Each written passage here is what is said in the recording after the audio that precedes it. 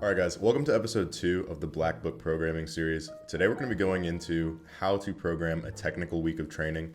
This week is going to focus more on the technicalities of your lift. So that means power out of the hole, power and lockout, and power throughout the entire lift. And the way we achieve this is by compartmentalization. And that means we're going to work on the movement in sections. We're going to break it down. Typically, I break it down into 2 or 3 sections so that we can maintain power throughout the entire lift when we switch back to a high effort or a deload week where we're going to be doing more competition style pressing, squatting, and pulling.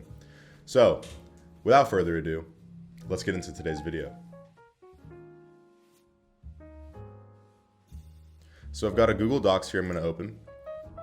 And as we denoted last week we denoted that the I, the Roman numeral 1, was going to be our high effort weeks or our high effort training days, and that the 2 I's or Roman numeral 2 is going to be our technical days.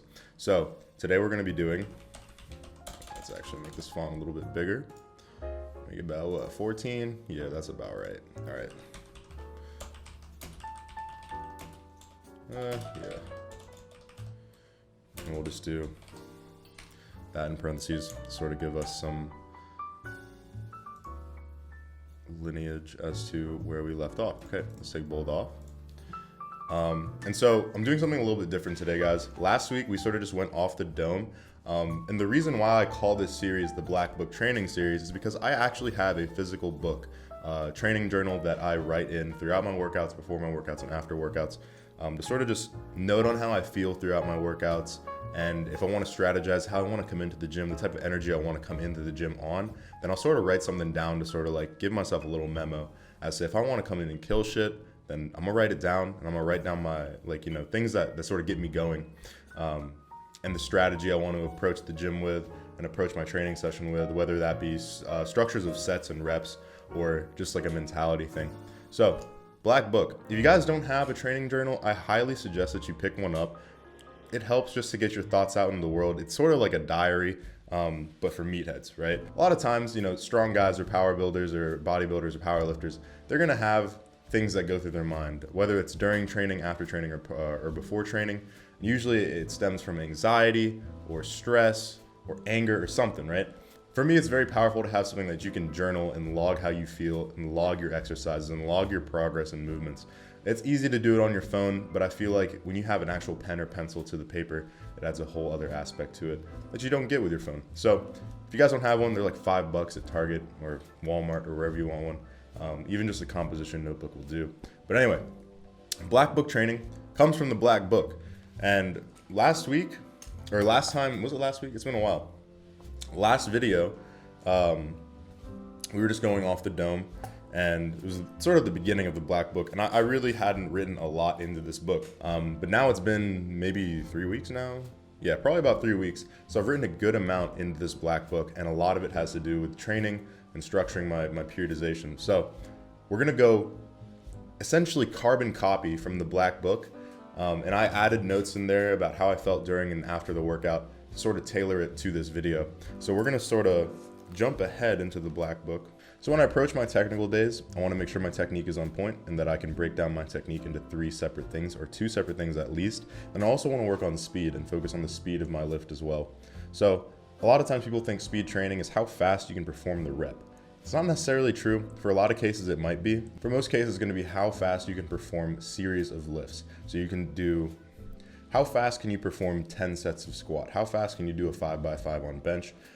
Etc., right? People like to, especially now that home workouts have been a huge thing. Everyone does these EMOM workouts every minute on the minute, right? That's essentially training for speed when you really boil it down. So something sort of like that. For me, I stick around, 3 to 4 sets, only working in the 5s and 6s.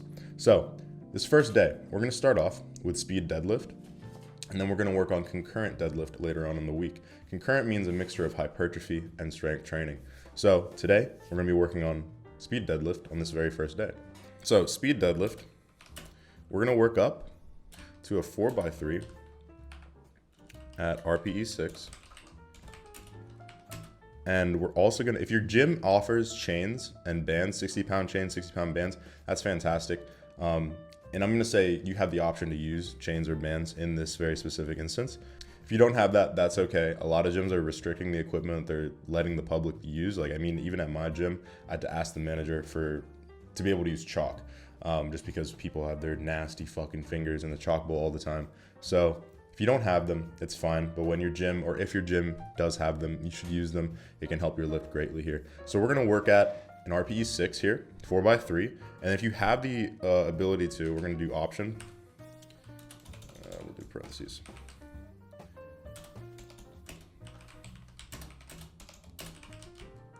We're gonna do chains or bands. And we're gonna go bands from the floor, not necessarily assistance bands from the top, just so that way we can solidify our lockout power here. If you pull sumo, typically the lockout is easier than your power from the floor. So here you can really, really solidify. Once you get that weight going in sumo, you're gonna finish the lift. That's what I use this for. This is what I use the chains and bands for, to really just make sure that if I get that weight moving off the ground, it's gonna be a completed rep. So if you're consistently training with chains and bands, your lockout power is gonna be fantastic, right?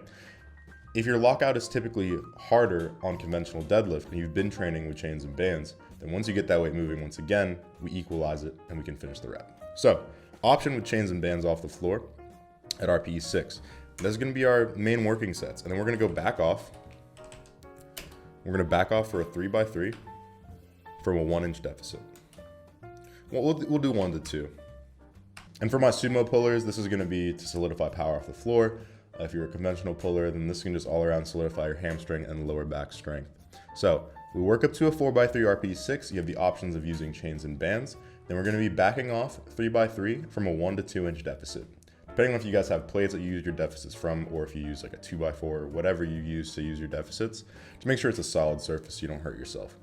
And typically I want to keep these fairly quick. You know, once I finish a set of 3, I'll take 2 minutes, 2-3 minutes, and go back to another set. And here we're gonna denote that since this is a speed deadlift day, we're gonna denote that. Take sets at around 2 to 3 minutes rest. And for our accessories here, we're just gonna be doing some light back work. You don't have to necessarily do these exercises for speed, but it does actually help if you try to get through these pretty quickly. You're only doing 6 to 8 reps per set, and you're only doing 4 to 5 sets of each. So it's gonna be in your best interest to keep things flowing, keep things moving, to make sure that you're not resting too much. So for these accessories, we're gonna be doing lat pull down. And we'll say variation, because we wanna be able to be fluid, we wanna be able to be pliable here.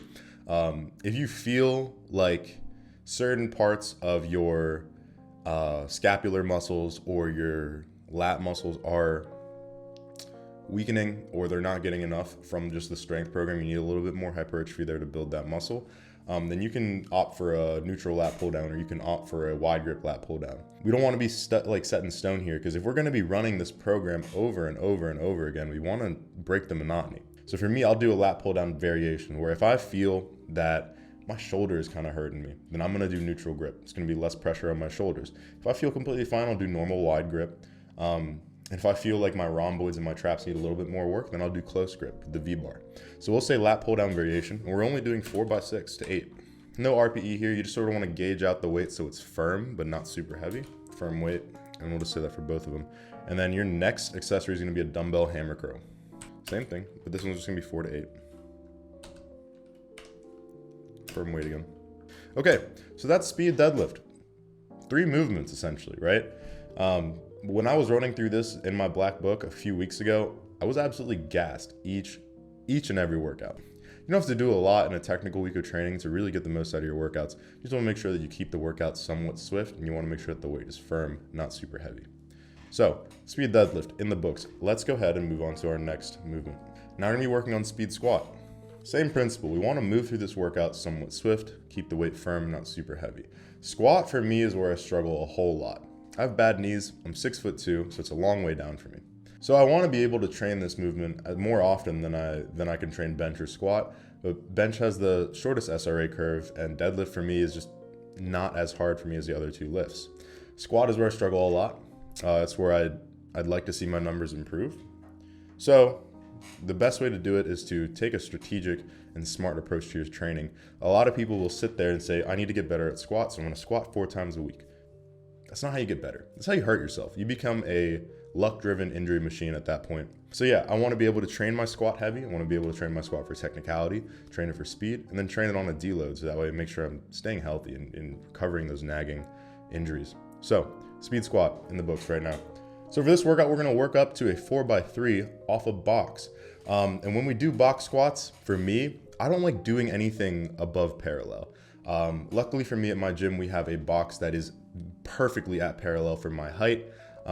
If you find yourself sinking into the hole a little bit, I would recommend that you go for something a little bit above parallel. But luckily for me at my height and my proportions, we have a box at my gym that is exactly at parallel for me. So we want to make sure we're working at around that parallel. If you're a little bit below, if you're comfortable with that, that's fine. If you're a little bit above, that's fine as well. So we want to be working near parallel. So work up to a 4x3 at RPE 7 off of near how do you spell this? I do it? Yeah, near parallel box.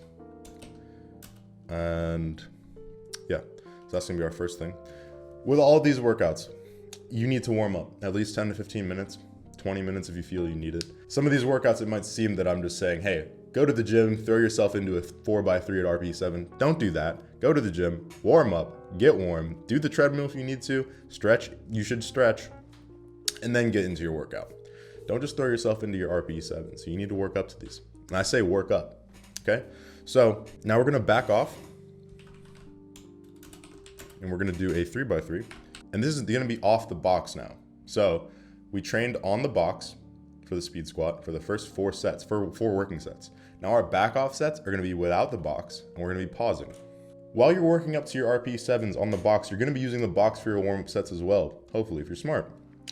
So you're gonna be getting used to those cues and those sticking points that you have off of a box. You have a solid place to stop, switch your momentum, and drive up. When you remove that from the equation, we lighten the weight, we remove that switching point from the equation, now you have to pause there.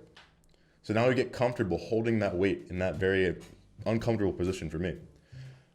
That's why I lighten the RPE about 1 or 2 points. And now we're gonna remove that box. Now we're gonna be sitting there pausing for at least 1 to 2 seconds. Some people like to pause for fucking 3 seconds, but if I'm in the hole, I'm pausing for like 1 second, a little bit more, maybe a little bit less. But you just need to pause here. So RPE 5 to 6, 3x3 pause. These are gonna be our back off sets. Now our accessories. Here, there's a lot more going on in our quadriceps group on the anterior side of our legs, and in our posterior femoral group as well. We have a lot going on in our hamstring group as well. So we want to make sure that this is very healthy. We want to make sure that even though we're working hard through these 3 or 4 weeks of training, we want to make sure that we're staying healthy and not hurting ourselves. A staple movement that I keep in throughout my strength blocks is going to be the quad extension. And I try to do these fairly heavy, and I try to do these for speed as well. So I'm going to do quad extension here. And we're going to do 4x8. That's a money sign. So we're gonna do quad extension, 4x8, pretty heavy here. Most times people do sets of 12 at least on the quad extension machine, but don't keep the weight super high. For me, this helps me prime my legs, either before or after a squat day, to keep my knees in check, make sure that my quadriceps group is firing at the right times, and I'm recruiting the right amounts of muscle. A lot of times when you have a bar on your back, your hips and your spine can get things out of line as you go down into the hole. So making sure that each individual group of muscle that play a role in the squat is healthy, very important. Now we're gonna move on to adductors. And so my anatomy professor a couple semesters ago helped me, for some people that don't necessarily know the jargon and the technicalities of the words here, adduction and abduction. There's 2 machines in the gym, or there might be some more machines, but there's 2 machines in the gym that people somewhat avoid. And I don't think it's because of the notion that you're sitting on this machine, spreading and closing your legs. That may or may not be here nor there, right? But people get confused about adduction versus abduction. Abduction, when something gets abducted, it gets taken away, right? When something gets adducted, it gets added, gets closer, right? Abduction is going to be taking away from the central mid-sagittal plane of your body. We have this line essentially going through our body, right? So if I take my arms and I go like this and I take it away from the center point of my body, that's abduction. Bringing it closer, I'm adding it back into the equation, that's adduction. It's a simple way to think about it. So here we're going to be doing adduction. We're going to be bringing our legs and our quads closer to that mid-sagittal line in our body. So adduction, Whether you have the seated adduction machine or you want to use a cable to adduct your leg inward that way, either way works. But you just want to make sure that you're working the adductor group in your muscles. And that's going to be that more medial compartment of your legs, not necessarily your quads, not necessarily your hamstrings, but that little groin group on the insides of your legs there. So we're going to do adductors, and here we're going to be doing a 3x10. And we're not going to be going super heavy, but we want the weight to be firm here. Reason being is because your adductors play a huge role in stabilizing your knee and stabilizing your quads as you go down and come up into the squat movement. If you have unhealthy adductors, your squat form is going to be piss. It's just the fact of life, right? If you cannot stabilize your knees and your joints correctly into a compound movement, the rep is going to be shit. And that's just a fact. So we have worked quads, we have worked adductors. Now the next thing we need to play a huge role in the stabilization of our squat is going to be the glute ham raise or the reverse hyper, right? If your gym offers the reverse hyper machine, I highly suggest you take advantage of that. But if not, you can just use the GHR hyper extension machine. All right, so here we're going to do reverse hyper or GHR. I actually don't know if that's a technical term for that hyper extension machine, but we'll go with it, right? And here we're not doing a lot. We're just doing a 2x12, and we're not going to be doing a heavy weight here. I usually only do 10 pounds on the reverse hyper just to really just make sure my form and my explosiveness in my lower back is still there, and I can really bring it up off the pad. Or I'll just do body weight. So speed squat in the books. Work up to a 4x3 RPE 7, near parallel on the box. We're gonna back off 3x3, pause at an RPE of 5 or 6. Our accessories, quad extension 4x8, fairly heavy, adduction machine 3x10, firm weight. Then we're gonna move to the reverse hyper, 2x12, body weight or lightweight. Very straightforward day. 4 movements, all very important in training your squat. Let's move on to speed bench. So on my speed bench days, I like to move through my working sets and warm-up sets fairly quick. This is where I really like to emphasize the speed aspect of these technical weeks of training.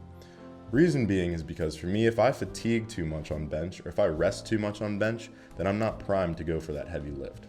It's just something for me. It could be like that for you on squat or deadlift, any of the big three. But for me personally, if I move through my warm-up sets too slow, then I can't make the weight upgrades that I like to moving into the heavier weights and the singles and doubles of my working sets on my heavy days. For speed bench, we're gonna do warm-up sets. And every day we're gonna be doing warm-up sets, but for here I wanna denote the speed and the breadth of the warm-up sets that we're doing here. Fairly quick, right? And then we're gonna do work up.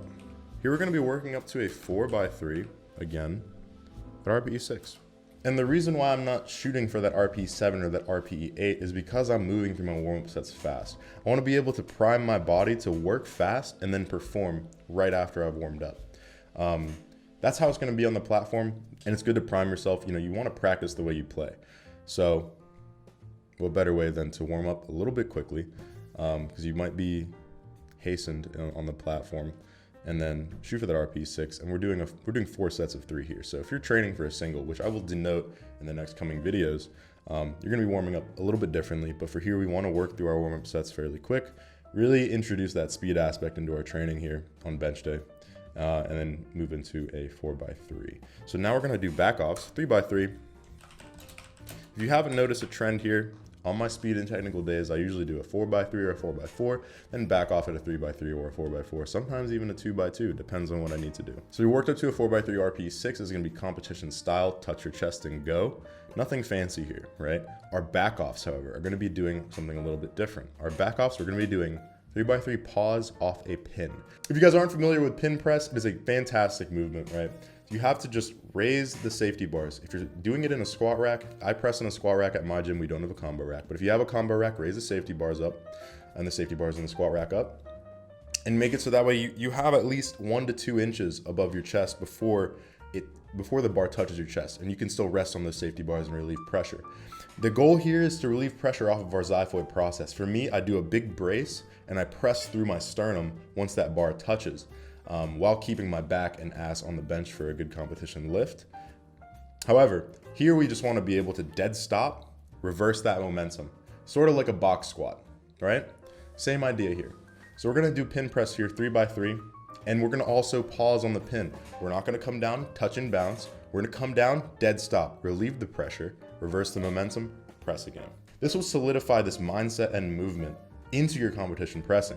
For me in my pressing, I make sure my body is rigid with pressure from my breathing. I come down, touch, pause, and I use that brace. I use that brace to reverse pressure and push force vectors outside of my body, use that internal force and turn it into external force into the bar off my xiphoid process. I use it to bounce off, not necessarily bounce, but it gives me a little bit of momentum to get out of the hole and reverse that momentum, give myself a second, press and finish the movement. Same principle applies here for the pin press, the exact same principle, except instead of touching your chest and reversing the momentum, you're gonna be going off a 1 to 2 inch pin. Simple. Long-winded, but simple. Here we're gonna do 3 by 3. Pause on the pin, RPE 4 to 5. Nothing super heavy, because we just wanna solidify this movement and solidify this mindset that we come down, we switch the momentum, and then press, okay? So our accessories here are gonna be working on the lower portion of our chest. The chest doesn't have 3 different muscles. A lot of people say you work your upper chest, you work your middle chest, you work your lower chest. It's not how that works. You have a pectoralis major, and that's your pec, right? There's certain movements that focus on contracting different portions of it, but it's all one muscle, right? You do have minor muscles lying underneath of it, but in terms of the pec muscle in general, you only have one. So for our first accessory, we're gonna be doing the hoist dip machine, or the dip machine, or just body weight dips. Reason why I denoted 3 different variations of this movement is because not every gym has access to the hoist architecture of movement machines. The hoist dip machine simply articulates your back backwards as you press through the movement. It adds for a different variation in the contraction of your muscle. It's very good. So you have the hoist dip machine. We're going to be running that hoist dip. If you guys just have that simple dip machine where you sit in, or even sometimes it seat belts you in, or it's plate loaded, and you sort of press the bars down, that works just fine too. Another movement, if you don't have either of those, you can just do body weight dips. We're not going to do weighted dips here. We're just going to do body weight dips here at 3 by 10. Okay. Next, superset. This is the first time we're doing a superset, I believe, in this entire training week or training cycle. So here we're going to be doing plate lateral raises, supersetted with barbell upright row.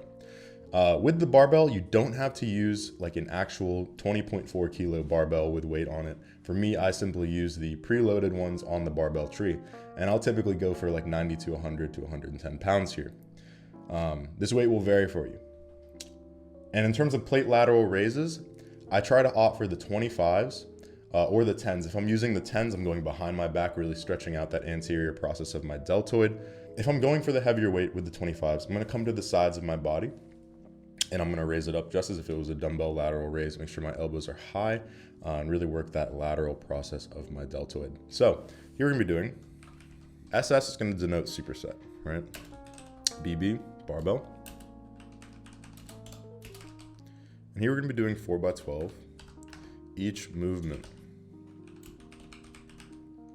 The most important thing for plate lateral raise is that you keep your elbows nice and high. The second you start using your elbows inward, you want to come up elbows high. We don't want to come up elbows low, because if we do that, we're going to be working way too hard on that anterior portion. It's going to be stretching that muscle, the deltoid muscle, very, very strange and not good for you. So this is typically a speed/technical week of training for me. Throughout this week, I'll throw in accessory days where I'll just work like calves and abs, or I'll just do cardio. But this is 3 days of training that you can structure throughout your week and place strategically throughout your fatigue. And while doing that, I'll also sprinkle in some cardio and sprinkle in some ab work just to sort of break the monotony of bench, squat, dead, bench, squat, dead. It's very important to do that. I take it back that I said that this was going to be a 3 video series. It might be a 4 or 5 video series, because as my training has progressed, the very second I thought of this video, I was like, yeah, 3 video series, that'd be just fine. But as my training progressed and as I started logging my training more and more, I've realized that I can get very intricate with this. And even with 4 or 5 videos, 2 more than I originally planned, it's still pretty watered down and still pretty diluted as to what I'm actually thinking about during my training, just because I know that I can get up in my head and I know that I can be very finicky about details.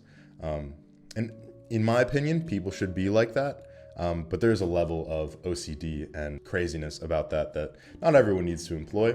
But if you want to get better and you want to get back into the gym with decent strategy and decent strength, then this is a great structure / template that you can use to sort of get back into the swing of things. I know that everyone's gyms are starting to reopen. Make sure you're doing that safe and sound, and make sure that you're coming back with a plan. Don't just come in, It's a bullshit. You're not going to stay very long if you do that. If you come in with a plan and you set a goal for yourself, you're going to be able to stay and do the things that you want to do, right? Hopefully I can help you guys out with that. Hopefully these videos are helpful in some sort of way. Just sort of tracking and logging my progress and my notes have been greatly helpful for me. I strongly recommend that you guys do the same. With that being said, I know you guys see the WG on my chest. If you guys like anything you see in this video, I think I'm just wearing the WG shirt. I don't think I'm wearing anything else, WeGrind. But if you like this shirt, make sure to check out WeGrindApparel.com. Use code TP10 at checkout for a 10% discount. That being said, guys, thank you guys for watching this series of videos. If you found it helpful, please let me know via Snapchat, Instagram, Twitter, DM, YouTube comment, however you'd like to let me know. Just let me know if it's helped you out in any sort of way. If there is something that you'd like me to change or you'd like me to read up more on, I'm more than open to do so. I want this to be a learning experience for you guys and for me as well, as I'd like to be a student of the game. It's important. You always got to keep learning. You can't stop learning. If you stop learning, you'll become complacent. And you got to always be able to unlearn what you think you know. Very important. That's my life lesson for today. That being said, guys, thank you for watching today's video, and I'll see you guys in the next video. Goodbye.